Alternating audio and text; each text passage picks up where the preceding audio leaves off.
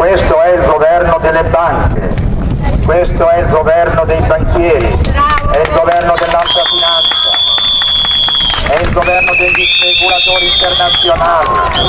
Le proposte che fa il Comitato. Allora, intanto partiamo da un presupposto.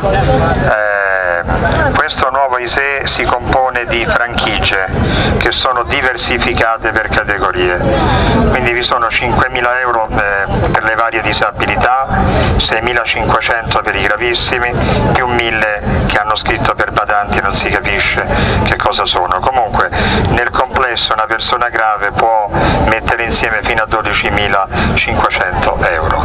Noi chiediamo innanzitutto l'abolizione di queste franchigie, perché le franchigie servono per stabilire la perdita del diritto. Quindi la prima proposta è il mantenimento dei diritti soggettivi stabiliti dalla legge, quindi l'indennità d'accompagnamento oggi è tutelata dal diritto soggettivo per la minorazione che è conseguita e non in ragione di un reddito, proprio per dare pari opportunità a tutti. Noi riteniamo che questa debba rimanere così, quindi al di fuori dell'ISEE. La seconda cosa, le pensioni rientreranno, stesso discorso, le spese sanitarie vengono attribuite come reddito guadagnato, noi proponiamo che debba essere reddito deducibile, ma non dalla franchigia, ma deducibile complessivamente dall'ISEE, perché quello dà la vera dimensione di quanto una famiglia va a spendere, mentre nell'altro modo in realtà con la franchigia dà una dimensione sovrastimata di uno stipendio che entra in un nucleo familiare.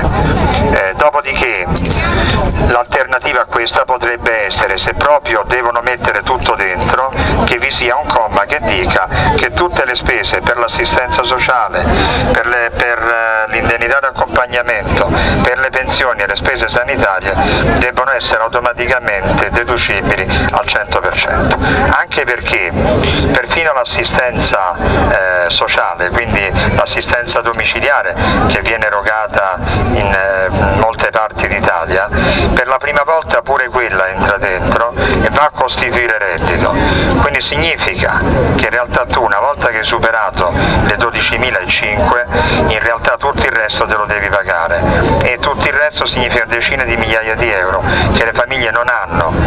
Quindi deve essere in qualche modo un nuovo ISEE che impegni il fatto che non può essere la spesa sociale all'interno di questo. Quindi l'alternativa è deduciamo tutto. Qualcuno potrebbe proporre in alternativa, lo dico perché l'abbiamo detto anche pubblicamente, di alzare le franchigie.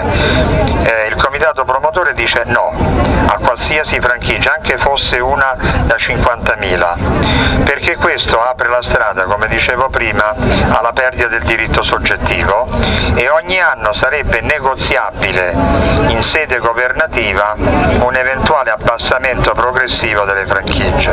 Quindi non franchigie ma diritti deducibili. Questo è in sintesi il ragionamento che conduce qui la manifestazione e su cui noi evidentemente non intendiamo cedere. L'altra cosa è che ad agosto non può essere approvata questa legge. Noi non siamo stati neanche consultati, quindi chiediamo, ed è una proposta immediata, un'audizione alle Camere, come ha avuto la FISH, per poter spiegare le nostre ragioni.